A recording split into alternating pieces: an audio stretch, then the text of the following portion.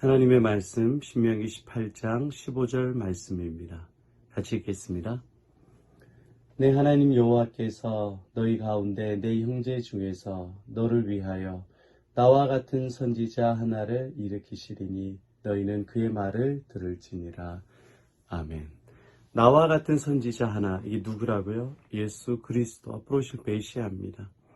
그런데 그 나와 같은 선지자 그 앞에 뭐라고 나와 있냐면 너희를 위하여, 너희를 위하여. 예수님께서 하시는 일이 자기 백성을 위한 삶입니다. 자기 백성을 살리고, 자기 백성을 구원하고, 자기 백성을 복주고, 자기 백성을 천국으로 인도해주고, 자기 백성에게 능력을 주고, 성령의 기름 부음을 주고, 행복하고 즐겁고 복된 인생을 살 수 있도록 너를 위해, 우리를 위하시는 분이 예수 그리스도이십니다.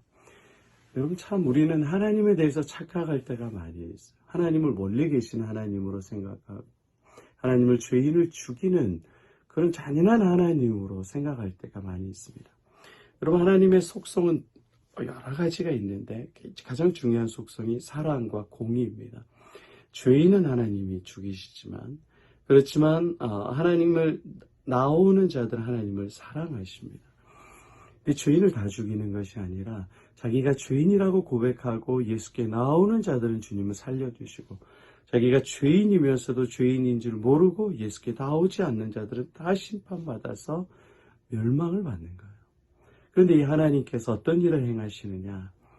하나님은 이 세상을 만들어 놓고 떨어져 계신 분이 아닙니다. 실제적으로 우리와 함께 하시고 죄인을 구원하시고 죄인을 사랑하시는 분이 전능하신 하나님이십니다. 하나님이 언제 우리를 사랑했어요? 하나님이 언제 우리를 복줬어요? 하나님은 무서운 하나님이잖아요. 하나님은 이 세상을 만들어 놓고 우리를 상관하지 않잖아요. 왜 하나님 믿고 예수님 믿는데 내가 이렇게 가난하고 내가 힘들어야 합니까? 우린 이런 의문 많이 가지잖아요. 그러니까 하나님께서 뭐라고 말합니까? 너를 위해 나와 같은 선지자를 내가 보냈다. 너를 위해 내가 예수 그리스도를 보냈다. 죄인인 너를 구원하기 위해 내가 내 자신을 너에게 주었다. 너를 지옥이 아닌 영생을 너에게 주기 위해, 영원한 행복과 기쁨과 능력을 주기 위해 내가 내 아들을 십자가에 못 박혀 죽었다. 너의 죄를 대신해서 내가 십자가에서 내 하나밖에 없는 독생자 아들 예수 그리스도, 나와 같은 선지자 예수를 너를 위해 죽였다. 하나님은 우리에게 말씀해 주시는 분이십니다.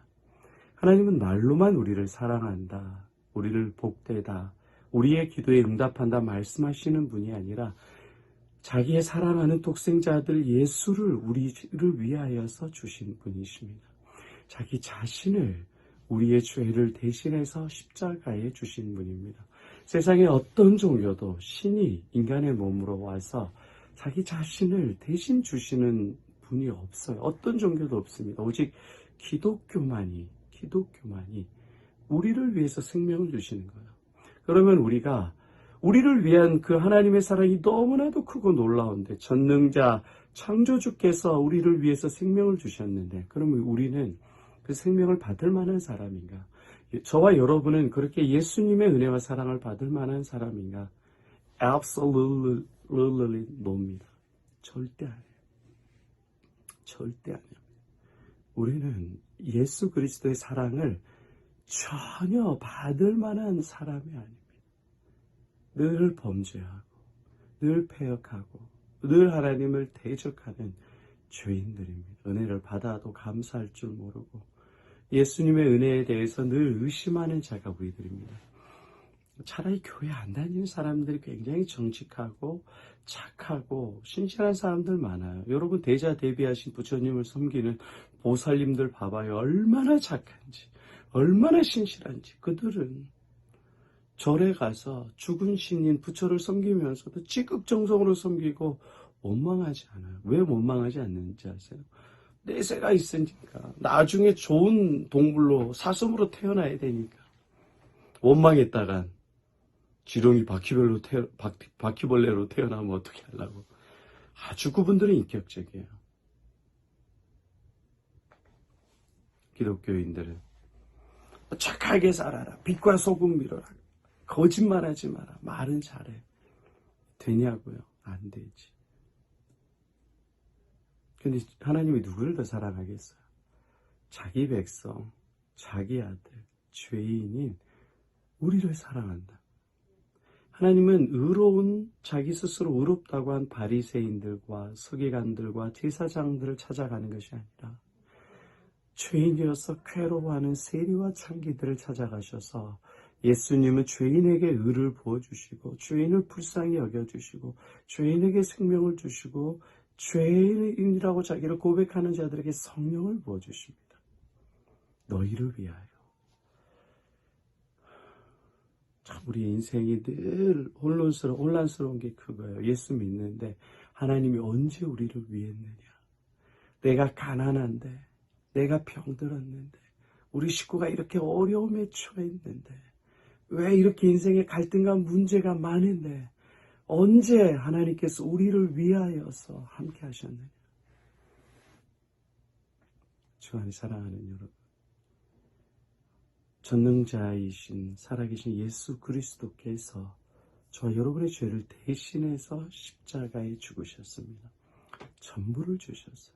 그리고 우리 인생의 모든 수수께끼와 문제들을 예수님이 해결해 주시고 지혜와 힘과 능력을 예수님께서 허락해 주시고 도와주십니다.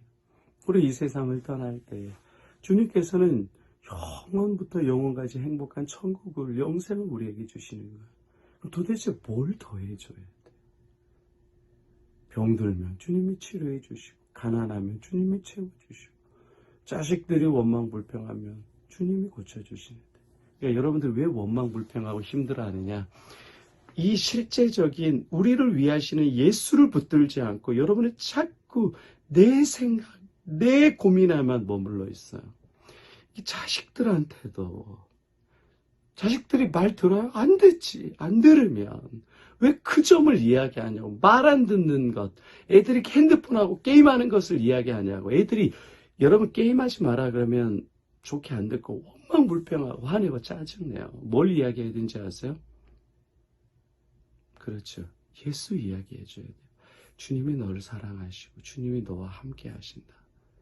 게임을 하더라도 늘 예수님을 사랑하면서 하고, 그리고 공부하고 게임과 숙제하기 전에 먼저 예수님께 감사일기를 쓰고 말씀 한 장을 읽고 그렇게 예수님과 동행해라. 그러면 주님이 지혜도 힘을 주신다. 이렇게 예수님을 이야기해 주면 아이들이 영적이기 때문에 다 알아들어요. 제 말이 여러분들은 뜬구름 잡는 이야기 같을 거예요. 그런데 이게 진짜로 그렇게 되는지 안 되는지 해보시라고.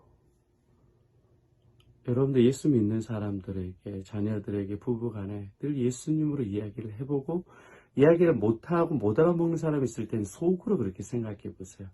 회개하고 예수님 도와주시고 지혜를 달라고 생각해 보세요. 그러면 정말 예수님이 추상적인 분인지 실질적으로 역사하시는 분인지 알게 될 겁니다.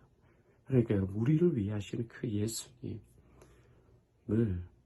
추상적으로만 생각하지 말고 믿음으로 실제로 여기십시오. 그래서 그 예수님의 능력과 지혜와 힘과 권능을 늘 경험하고 고백하는 부흥 3년 차에 주님이 직접적으로 역사해 주십니다. 저와 여러분, 또 우리 교회 대한민국이 이 놀라운 은혜와 부흥을 누리고 증거하는 가장 복된 인생 되시기를 예수 그리스도 이름으로 축복합니다. 아멘.